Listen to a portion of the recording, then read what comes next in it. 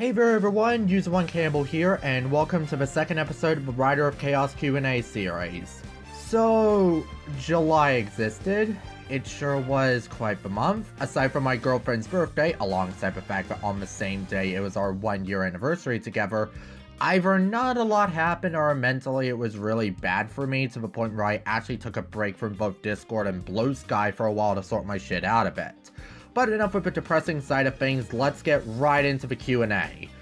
Biri asks, favorite slideshow commentary of all time?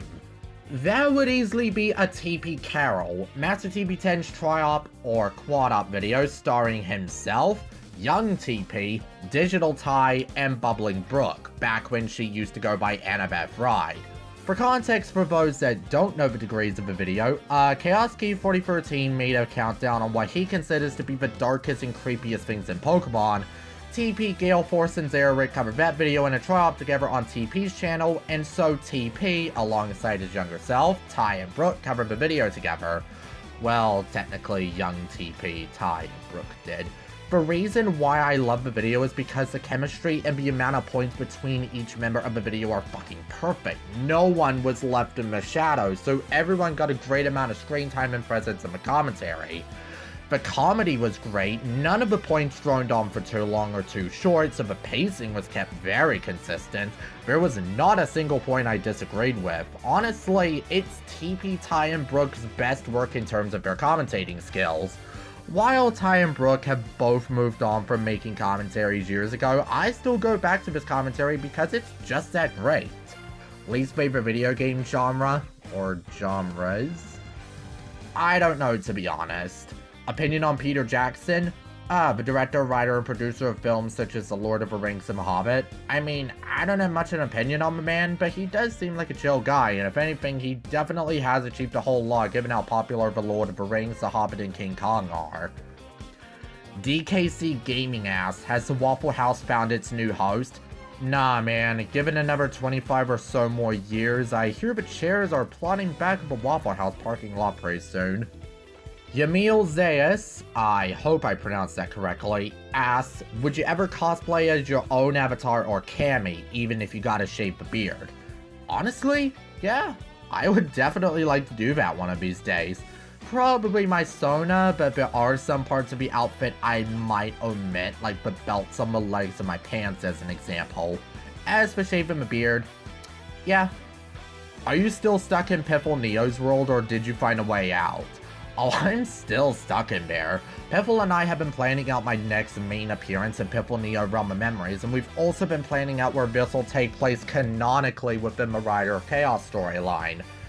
Yes, I'm confirming this now, Realm of Memories is canon to the Rider of Chaos. Is Rex your role model? You know, because Xenoblade Chronicles seems to be your favorite franchise and he got 3 wives, kinda like how you're also polygamous. Okay. Just to correct you before answering a question, I'm polyamorous, not polygamous. Polyamory is having multiple loves, while polygamy is having multiple married spouses. I want to make that clear.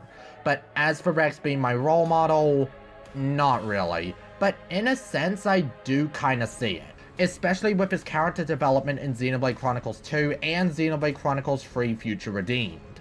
Riley asks, what is your opinion on Vector as a character in the Sonic series?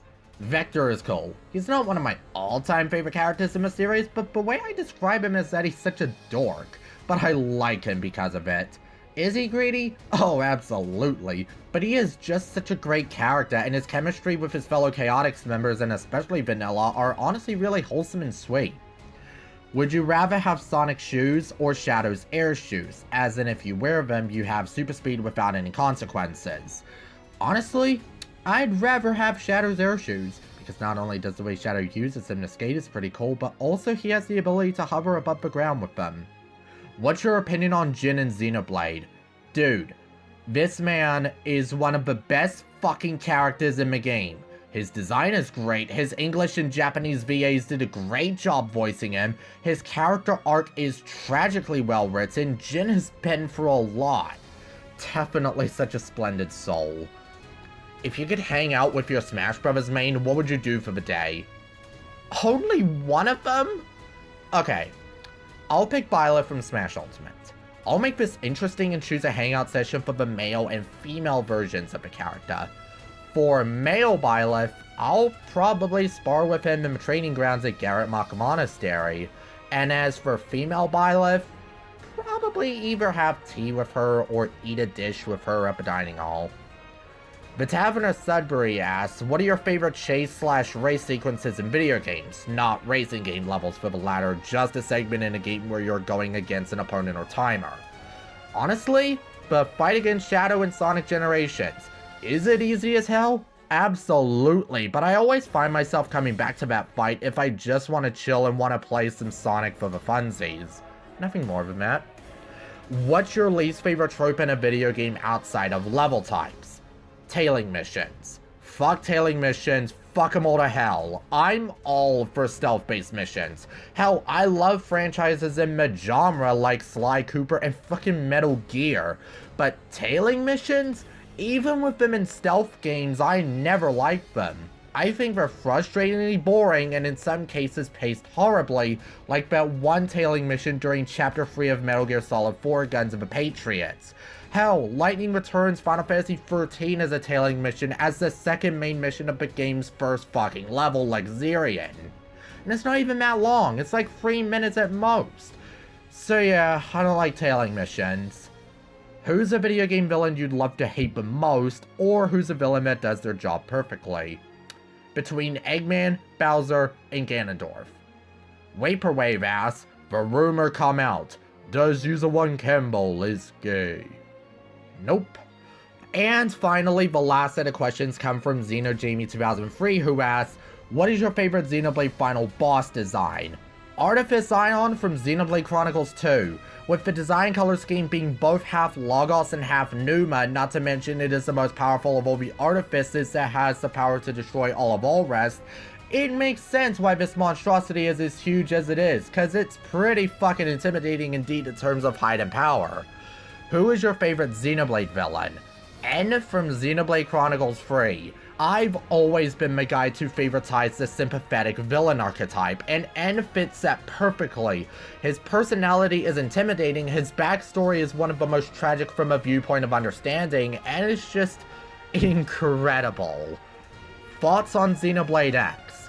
I like it. The controls and combat are some of my favorite in the series. I really love the story and the writing. The music is fucking great as ever, with the soundtrack being composed by the same person who composed the Attack on Titan OST. And the exploration is just beautiful.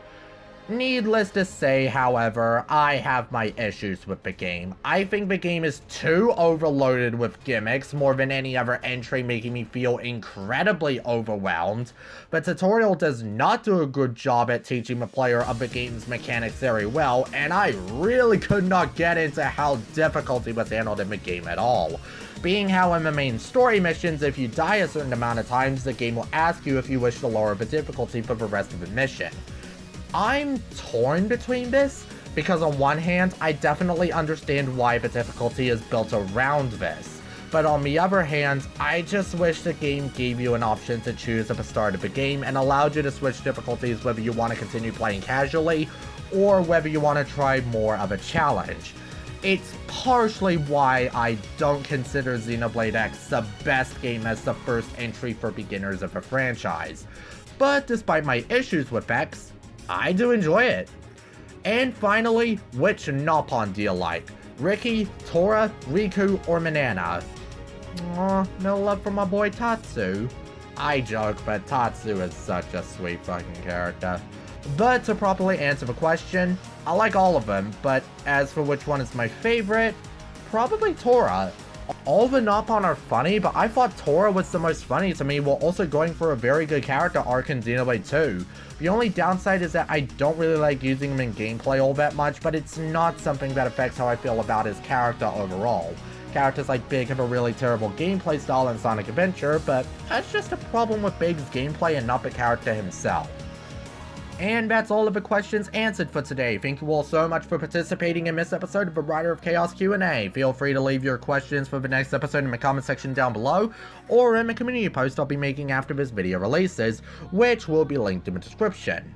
Until then, I'm User1Campbell, and see you all next time.